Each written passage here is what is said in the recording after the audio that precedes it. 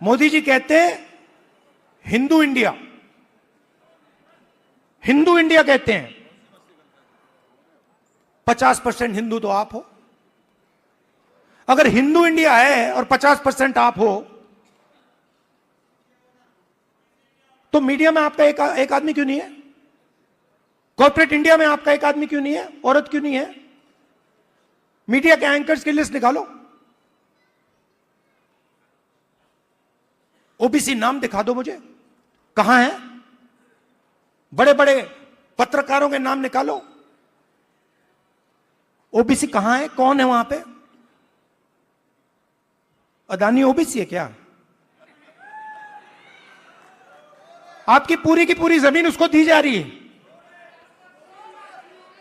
पूरी की पूरी आपकी जमीन।